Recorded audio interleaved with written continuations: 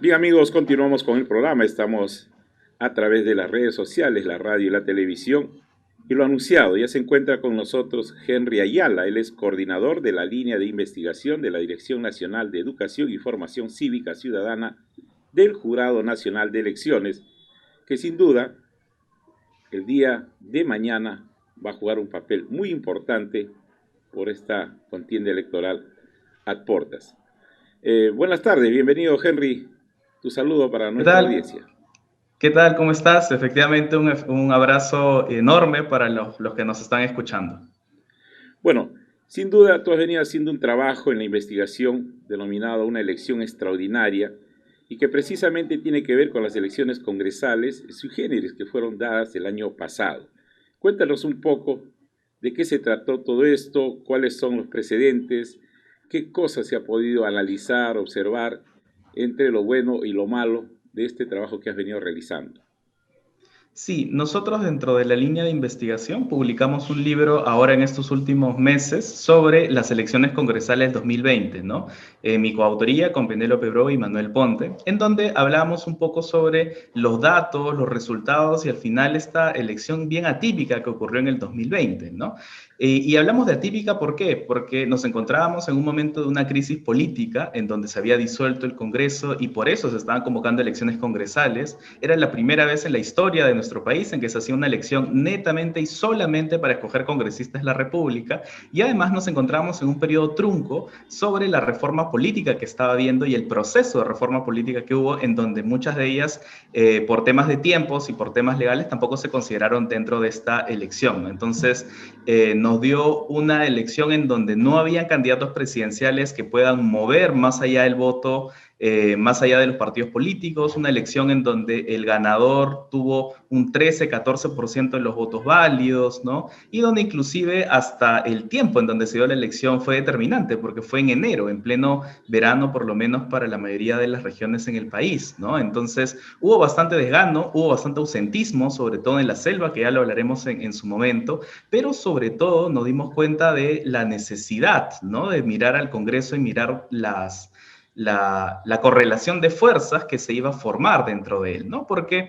una de las razones por las cuales el Congreso al final se disuelve, ¿no? Y también lo conversamos en el libro, es esta relación, ¿no? De tira y afloja que había entre el Ejecutivo y el Legislativo, ¿no? Y esperando de que haya un Legislativo más dispuesto a coordinar, más dispuesto a conversar, ¿no? Es que se da esta disolución, pero al final, y ya lo hemos visto en los últimos, ya en este año, ¿no? En el año pasado, cómo esta relación termina siendo igual o peor que la anterior, ¿no? Entonces, desde nuestra óptica, ¿no? Desde todos los datos que hemos encontrado, pareciera, y así como estamos viendo en las encuestas, que no fue tan extraordinaria después de todo la elección del 2020, ¿no? Porque la misma fragmentación, la misma polarización entre las candidaturas y los partidos políticos la estamos viendo de cara hacia lo que va a ser el día de mañana, ¿no? Entonces, quizás no fue un hecho extraordinario y luego volvemos a lo mismo, sino fue el preámbulo o la puerta, ¿no? En las elecciones del 2020 hacia la extrema fragmentación que ahora vamos a tener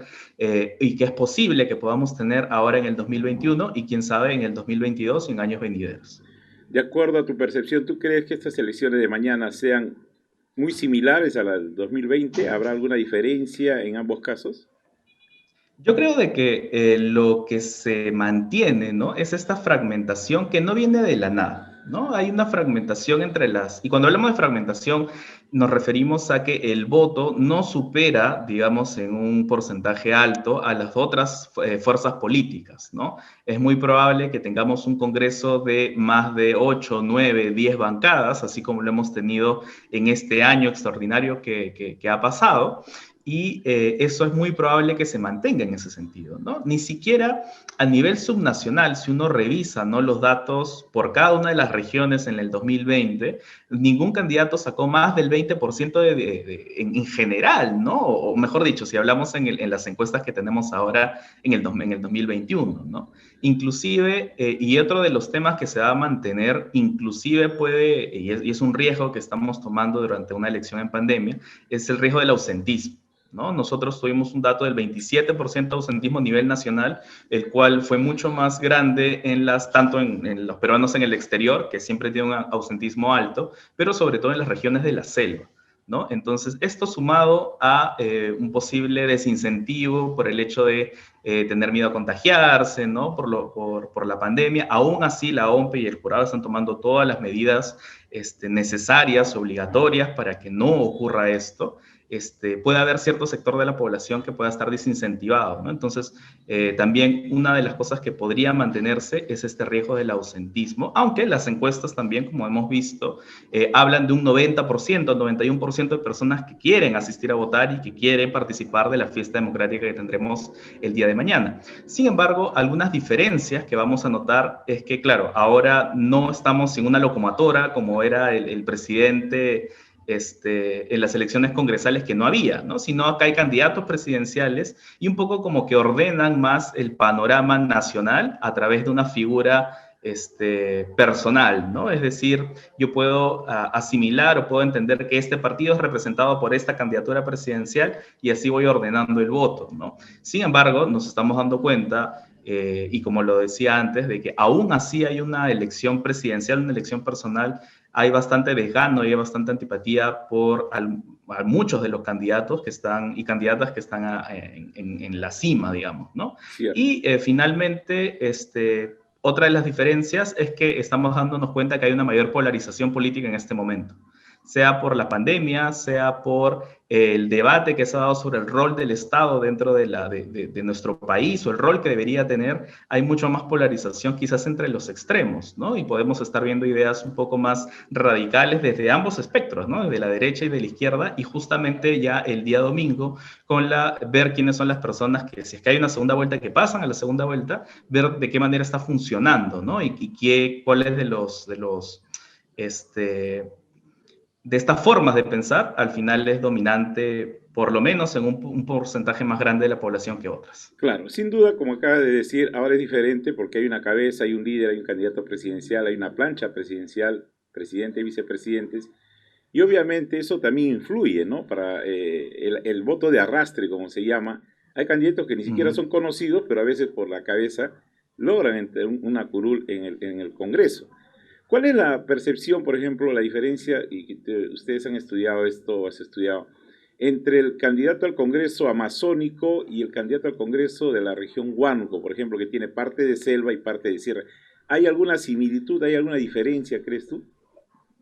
Sí, y algo que nos falta mucho en el análisis electoral es comprenderlo a nivel más específico, ¿no? Es decir, no hablar sobre a nivel nacional, porque hay muchas diferencias entre el elector que vota en la selva, que vota en el norte, que vota en el sur, e inclusive en las mismas provincias, ¿no? O sea, dentro de la región hay unas diferencias también dentro de las mismas provincias.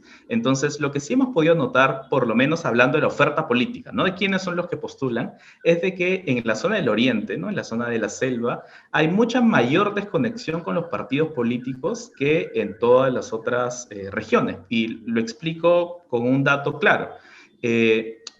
Ahora se ha implementado en el 2021 que las personas sean afiliadas al partido político.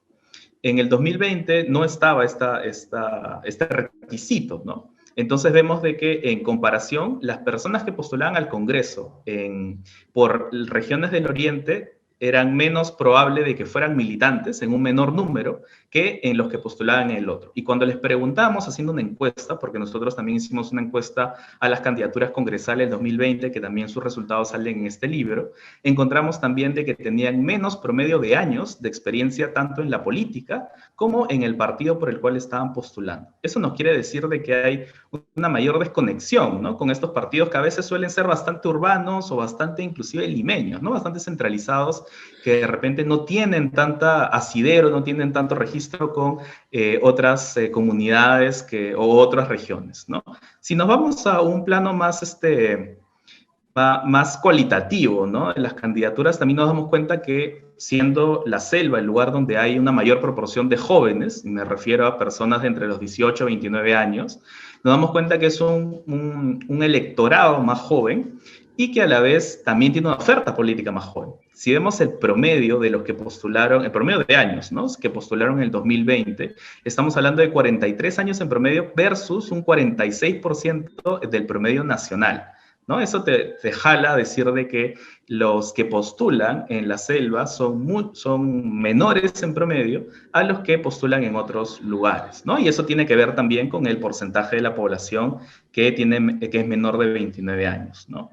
Y finalmente, como tú mencionabas, también hay diferencias en la misma región en particular, ¿no? Porque Huánuco, como ustedes conocen más que yo, tiene su parte de selva y tiene su parte de sierra, ¿no? Y cuando podemos ver los resultados, no necesariamente quien gana o quien tiene mayor porcentaje de votos, ¿no? En la zona de sierra o en la zona, digamos, más cercana a la capital, de la región, no es la misma organización o el mismo candidato que gana en la zona de selva, ¿no? Entonces te das cuenta de que hay diferencias, no solamente por quienes tengan más votos o a quienes simpaticen más o menos, ¿no? Sino inclusive puede haber diferencias sobre las ideas o sobre lo que se debe hacer en el gobierno, sea nacional, subnacional o legislativo, dentro de la propia región, ¿no? Y eso es algo que es digno de estudiar, ¿no? Bien, sin duda este domingo, estamos a escasas horas de que esto suceda. Hay gente que va a ir a votar por voluntad propia, hay gente que va a ir a sufragar porque tiene que sufragar y hay quienes van a ir por evitar pagar la multa y una serie de factores. Sin embargo, en estos días me han estado preguntando, hay muchos jóvenes que por primera vez van a ir a emitir un voto. ¿Cómo es esto del voto cruzado? ¿Nos puedes informar la manera correcta de sufragar, de votar? Porque hay mucha confusión, ¿no?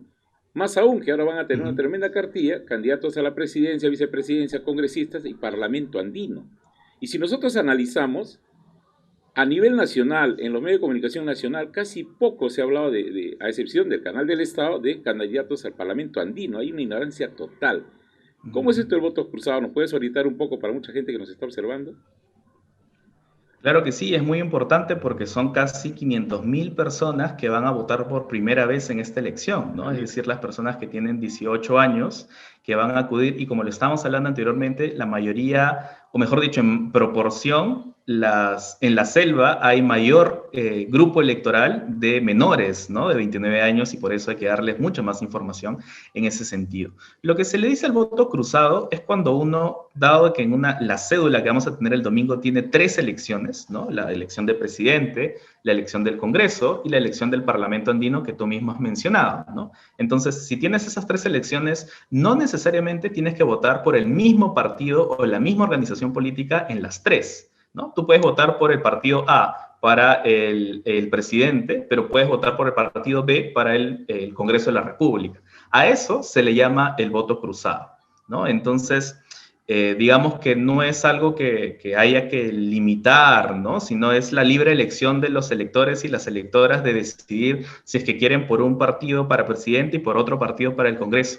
Sin embargo, no está de más decir siempre de que la idea con esto es no solamente fijarnos en las personas, ¿no? Sino también fijarnos en los partidos políticos a los que representan y conocer de que si alguien que va a postular o que va a ganar, digamos, en la presidencia, necesita una bancada que lo pueda respaldar, sea de su partido, dentro del Congreso, ¿no? Porque justamente ese ha sido el principal problema que hemos tenido en los años pasados y que han desembocado en estas crisis políticas, ¿no? Es bueno también mantenerlo y el mensaje para los jóvenes que van a votar por primera vez es informarse bien no solamente de los candidatos, sino también de los partidos políticos a los que estos representan, ¿no? Para poder tener un voto más informado y consciente de qué es a lo que estoy yendo. Y cuando me preguntas sobre el Parlamento andino, es verdad, hay mucha desinformación sobre el papel o el rol que tienen estos parlamentarios, porque también en otros países suele hacerse no una elección nacional, ¿no? Que todos votamos, sino que se escogen dentro del Congreso unos representantes que vayan al Parlamento andino.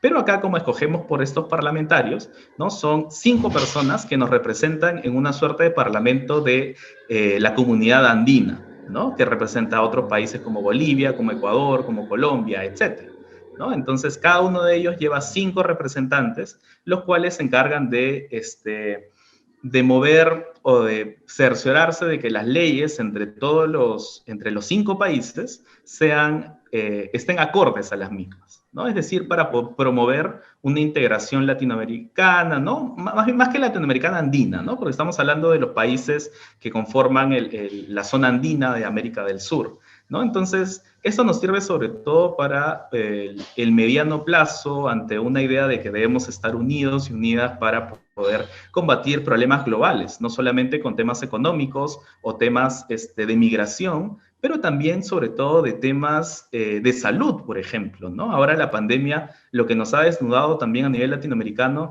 es las debilidades que tenemos para cooperar entre los países y poder juntos, digamos, hacerle frente a este tipo de problemas no solamente nacionales, sino mundiales, Así ¿no? es. Entonces, ahí también va un poco la necesidad y la importancia de darle este papel, ¿no? Al Parlamento andino y también informarnos por quiénes son las personas que nos representarían ante este espacio, ¿no?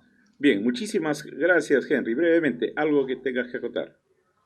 Sí, en primer lugar, que todos lleven los requisitos, ¿no?, que necesitan para ir a votar el día de mañana. Como bien lo ha dicho Ompe, es tener tu propio lapicero, puede ser azul, negro, tener tu mascarilla, tener tu protector facial y tu alcohol también para que no haya ningún riesgo de poder contagiarte o nada por el estilo. Y además tienes todavía unos días un día, mejor dicho, para poder entrar a Voto Informado, que es votoinformado.jne.gov.pe, para poder informarte sobre los planes de gobierno y las hojas de vida de los candidatos y candidatas, pero a la vez contamos con un chatbot que puedes escribirle al número en WhatsApp y te puede también enviar la misma información que hay en Voto Informado, pero a través de tu celular, ¿no? Nada más fácil que poder escribirle a alguien por WhatsApp y que te envíe toda la información que necesitas para tener un voto consciente y un voto informado. Así que los invito, ¿no?, a informarse sobre estas partes y esperemos de que la jornada del 11 de abril sea lo más democrática y lo más importante para nuestro país de cara a su bicentenario de la República y de la Independencia. Muchísimas gracias, Henry. Hasta pronto. Gracias por tu tiempo. Hasta pronto. Muchas gracias a ustedes. Ok, gracias.